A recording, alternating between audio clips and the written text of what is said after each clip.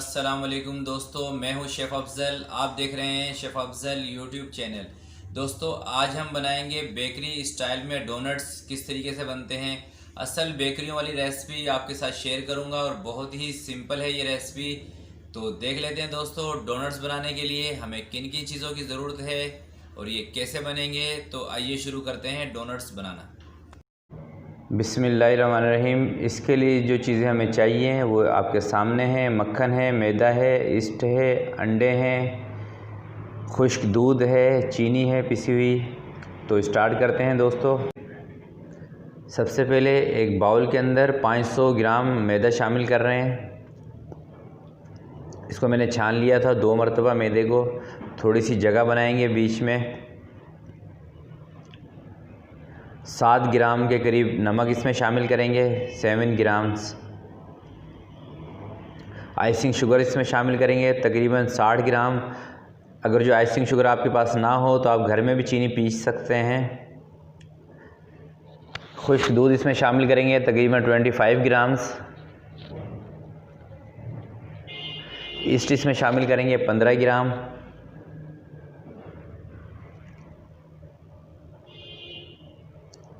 Butter शामिल करेंगे 25 ग्राम। तो दोस्तों, आप बटर की जगह ऑयल का भी इस्तेमाल भी कर सकते हैं, बनास्पति घी का भी कर सकते हैं। 6 अंडे की जर्दी इसमें शामिल करनी है। सफ़ेदी आपने नहीं डालनी क्योंकि सफ़ेदी से डोनट्स हार्ड हो जाते हैं, सख्त हो जाते हैं सफ़ेदी डालने से। और थोड़ा सा इसमें पानी शामिल कर लेते हैं रिक्वायरमेंट के मुताबिक।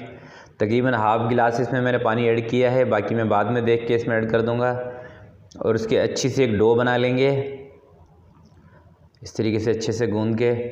तो दोस्तों, ये रेसिपी कमर्शियल रेसिपी है डोनट्स की। जिस तरीके से कि कमर्शियल डोनट्स बनते हैं, इसकी क्वांटिटी मैंने कम कर दी है। और अच्छे से इसको गूंदना है। गूंदने में आपने कंजूसी नहीं करनी है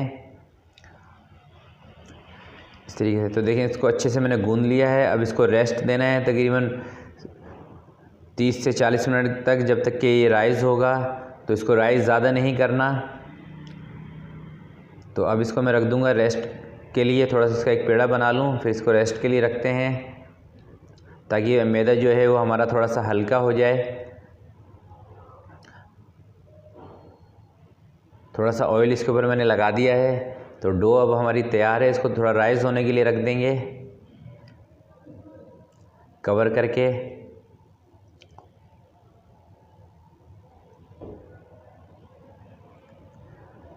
तीस से 40 मिनट दोस्तों हुए हैं डो को रखे हुए। और इसको मैंने ज़्यादा राइज़ नहीं करना था। तो अब इसके पेड़े बना लेते हैं। पेड़े दोस्तों मैं बनाऊंगा 60 ग्राम के और 80 ग्राम के।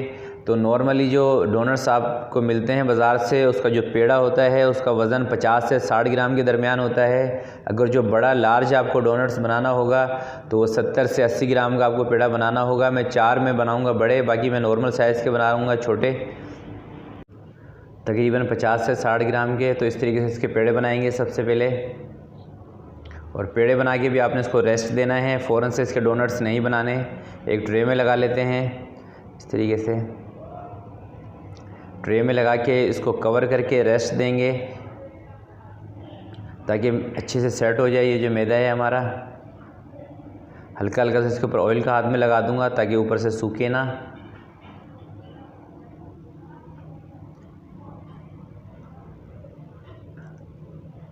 तो 5 से 10 मिनट इसको मैंने रेस्ट दिया था। तो अब इसको दबाते हैं, हल्का सा मैदा इस पर डस्टिंग करेंगे इस तरीके से ताकि ये चिपके ना टेबल के साथ। तो दोस्तों, ये मैं हाथ से कर रहा हूँ, आप चाहें तो बेलन से भी इसको कर सकते हैं इस तरीके से। तो पेड़े को दोस्तों आपने ज़्यादा भी नहीं फैलाना है, ज़्यादा पतला भी नहीं करना है, इसी साइज़ का रखिएगा। तो देखें, ये है तकरीबन 60 से 70 ग्राम का पेड़ा। थोड़ा सा बड़ा है, बाकी आपको जो नज़र आ रहे हैं वो छोटे छोटे पेड़े हैं। तो उनको थोड़ा सा छोटा रखेंगे। 4 पीस में बना रहा हूँ, इसमें से बड़े, बाकी छोटे छोटे पीसीस बना रहा हूँ।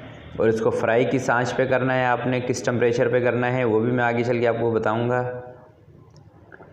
तो अब दोबारा इसको कवर करके रखते हैं 5 मिनट के लिए ताकि ये सेट हो जाए। तो 5 मिनट दोस्तों कंप्लीट हो चुके हैं। एक सांचा ले लें आप कोई सा भी इस तरह का, जिससे कि आप इसके अंदर होल कर सकें। तो मेरे पास एक कटर है, मैं इससे होल कर रहा हूँ। कमर्शियल कटर है, कमर्शियल काम के लिए। इस तरीके से सेंटर से होल करते हैं इसके बीच में, और जो मैदा बच जाएगा होल का उसको आप दोबारा भी बना सकते हैं। और होल करने के बाद इसमें 15 मिनट का फिर इसको रेस्ट देंगे और कवर करके इसको रख देंगे 15 मिनट तक।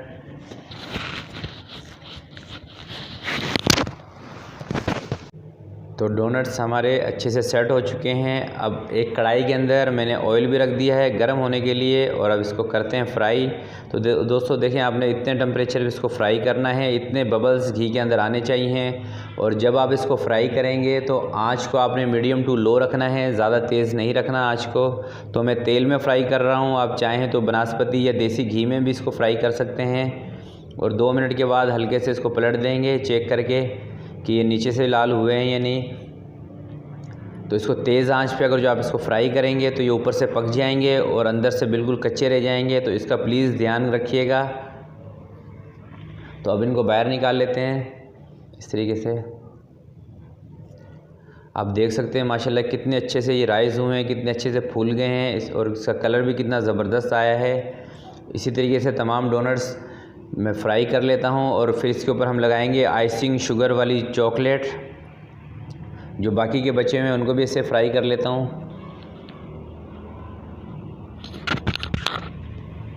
तो डोनट्स सारे हमने फ्राई कर लिए हैं। तो दोस्तों ये मैंने ली थी आइसिंग शुगर, इसको सिर्फ़ और सिर्फ गर्म किया है, और चॉकलेट कोको पाउडर इसमें शामिल किया है, और कुछ भी इसमें नहीं डाला। अगर आप चाहते हैं कि मैं इसकी भी आपको एक वीडियो बना के दिखाऊं तो इस वीडियो के नीचे ज़रूर कमेंट्स कीजिएगा।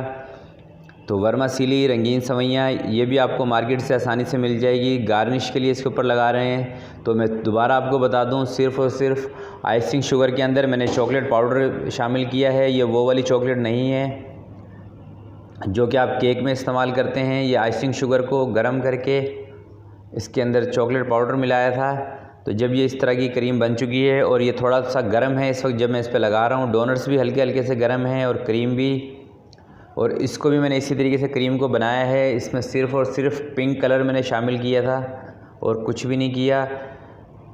आइसिंग शुगर को गर्म करके सिर्फ़ और सिर्फ पिंक कलर इसमें ऐड किया है, फूड कलर पिंक। आप चाहें तो कोई सा भी कलर इसको दे सकते हैं। और इस पर हम लगाएंगे बंटी।